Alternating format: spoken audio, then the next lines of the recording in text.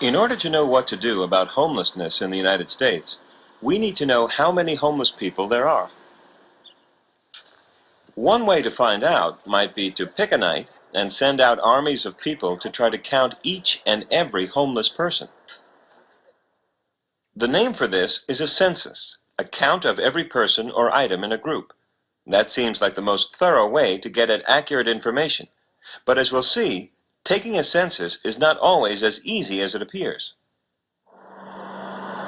For example, when a truck full of potatoes arrives at Frito-Lay, the company has to figure out what proportion of them are bad in order to decide whether or not to accept the shipment. They could do a census, cut up every potato to look for defects, but that would be a real headache. Instead, it's more practical to use a sample, a part chosen to represent the whole. Samples give accurate information or meaningless numbers depending on how they're chosen. In statistics, a good sample is chosen by chance. In this unit, we'll be looking at the most basic type, the simple random sample. One of the more radical ideas put forward in the U.S. Constitution is that of a nationwide census. Each citizen is counted every 10 years, and representatives to Congress are apportioned according to the population of each district. This counting is fundamental to the one-person, one-vote concept of democracy. The first census, conducted by Thomas Jefferson in 1790, counted almost 4 million people.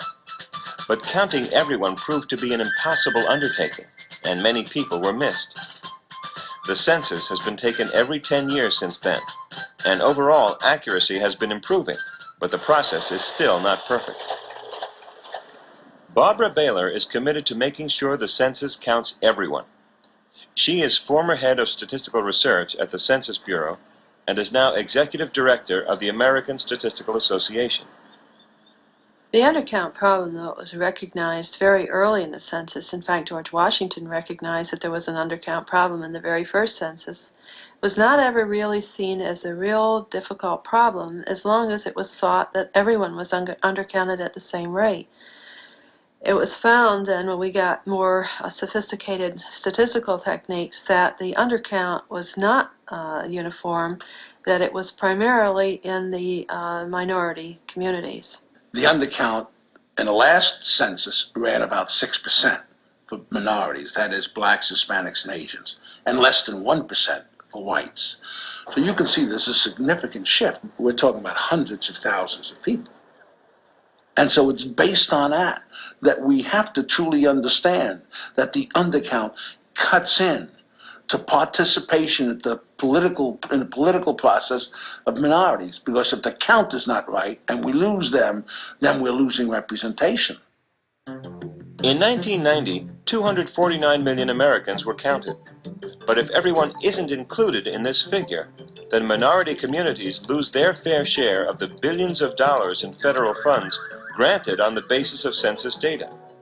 Funds that are used for hospitals, for schools, for social services, for daycare centers, and other community infrastructures.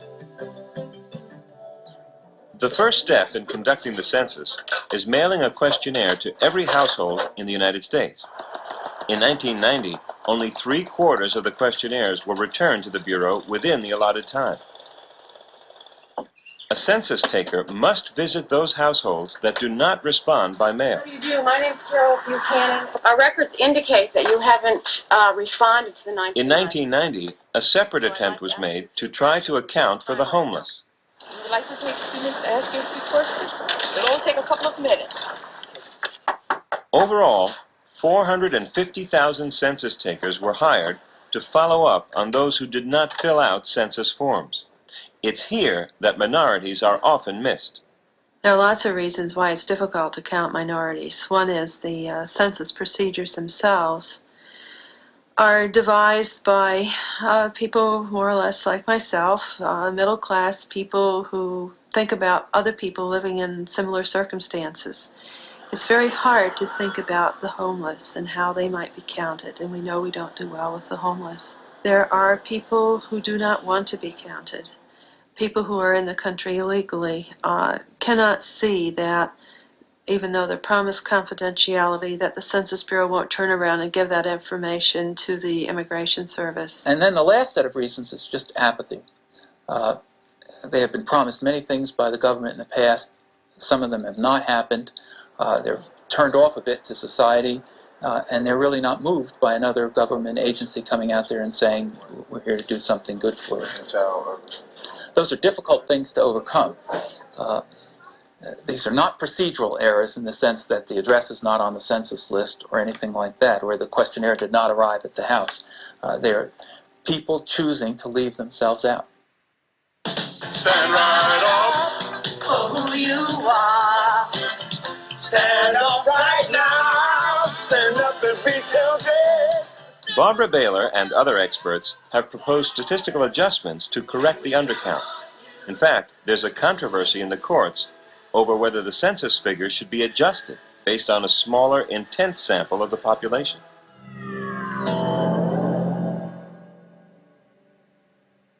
In statistics, a sample is a part we choose to represent the whole. The population, whether it's people or potatoes or grapes, is the entire group we want information about. The sample is the part we actually gather data from. Because the sample is only a part of the population, we can study it more extensively than we can all of the members in the group. We then use the sample data to draw conclusions about the entire population. A truck pulls up to a Frito-Lay plant in Killingly, Connecticut, filled with potatoes for chips. From the point of view of the people at Frito-Lay, these potatoes are the population. The sampling process begins as soon as the truck pulls up to the receiving dock. Every truckload carries about 45,000 pounds of potatoes. The inspectors can't look at every one. And even if they could, it would produce too many mistakes due to human error. Instead, they take a sample, filling 30-pound buckets at 5 different points down the length of the truck. Frito-Lay can get better information by studying the 150-pound sample. The first step. The inspector randomly selects 40 pounds of potatoes and punches a core through each one. The hole down the middle makes it easy to spot the samples when they undergo a cooking test. Now, 10 more pounds are set aside, leaving an even 100 pounds on the table. The inspector searches for internal defects, green edges, mechanical damage, and other flaws. Each defective potato is weighed, and if the sample percentage is too large, the whole load must be rejected. Meanwhile, Rita has peeled the cooking sample, so she can toss them directly into the slicing machine. Then she plucks out the sample chips and hands them over for testing at a mini laboratory right on the plant floor. Less than 45 minutes later, Rita will get the results from the cooking sample and the inspection data. Everything meets specs, so based on a sample, Frito-Lay will accept the shipment. Oh, there you are, Willie, Mike. Excuse me, guys. Nice lot of potatoes. You can go ahead, way up, put your truck on for number 2. Okay? This lot of potatoes is on its way. Precise sampling procedures, using just 150 pounds of potatoes, enable the receiving department to approve the entire 45,000-pound shipment. After washing, potatoes tumble into the peeler, and then into the slicer, out of the slicer and into the fryer. Hot oil and a little salt, and in no time, ruffles. Turning raw potatoes into finished chips is a straightforward process, but making sure it's functioning properly requires the coordinated efforts of a number of people. All along the production line, workers are taking samples to ensure that the process is on track. If they waited until the end of the line to inspect the finished product, problems that were minor to begin with could be greatly compounded. Instead, sampling at key points catches problems early, before they get out of hand. The cooked chips travel out of the production area and into packaging. A few ounces fall into each of these automated bins. When the bins add up to the proper package weight, the chips are released. Packages are stamped with the plant number and other coded data. Then the bags are ready to be filled with chips. Rigorous sampling procedure is as important in packaging as in production. Here, an inspector measures a sample of 4 bags to make sure the net weight is satisfactory. Even when they're put into shipping cartons, the ruffles are still subject to sampling. No underweight packages can leave the plant, so cartons are randomly selected off the packaging lines for a final check before they are loaded into trucks and driven to Frito-Lay distribution centers. And even after the local route trucks have delivered the chips, Frito-Lay continues to rely on sampling. Professional shoppers across the country go out each week to purchase 2 bags of every product with different code dates. Shopper samples are sent to company headquarters in Dallas for testing and comparison. On all Frito-Lay potato chip products, you'll find a list of ingredients. The only one missing is the most essential: proper sampling.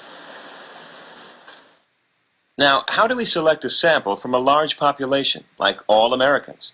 The easiest ways are not always the best. Every couple of years, Ann Landers conducts a mail-in survey on interesting topics through her syndicated column. In 1989, the response was huge: 141,210 people. 82% of these respondents said sex after marriage was less exciting than it was before. Can we take it from this that most Americans are bored with their sex lives? No. Ann Landers' sampling method is called voluntary response. These samples are usually heavily weighted with people who feel strongly about an issue, especially people with angry or negative feelings.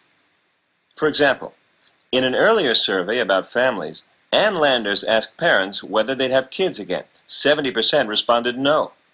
An independent randomly selected survey yielded a 90% yes response. So as fun as these juicy tidbits are to read, Landers' survey is not representative and therefore biased. Her numbers don't tell us much about the population of all Americans. The way to remedy the problems posed by voluntary response is to let impersonal chance choose the sample, so that there's no bias favoring one group or another. We'll use a small sample to illustrate how this is done. Let's say the population we're interested in has 14 people in it, and we want to choose a sample of size 3. First, each subject gets a numerical label. Every label has to be the same length. In this case, we use the 2-digit labels 01, 02, 03, and so on. Then, we use a table of random digits, made up of a list of digits that have been chosen completely by chance, giving every number 0 to 9 the same chance to appear in every position in the table. So each pair of digits is also equally likely, and the table will choose labels completely at random. We just proceed through the table until we match pairs of digits with labels in our sample. The first pair of digits in the table is 12. The name that has the number 12 is Muir, so Muir is in the sample. The next pair of digits is 09. That's Watt, also in the sample. We jump over the gap for the next 2, 57. That's not one of the labels. We had only 14 subjects, so we skip it. 69 and 41 aren't labels either. 14 is, so Riley is the third person in our sample. This way of choosing is called a simple random sample. Chance gives every individual the same likelihood of being chosen, so we've eliminated the possibility of favoritism. In fact, chance does more in a simple random sample. Every possible grouping of 3 in our population had the same chance to be the sample as the one we chose. Choosing a sample correctly makes all the difference in the quality of our data and interpretations. In statistics, choosing well means letting chance do the picking. It's the only way to avoid the pitfalls of human choice. Sometimes, though, we need to count every single member of a population. In these cases, a census is a thorough and sometimes difficult method for finding out something we want to know.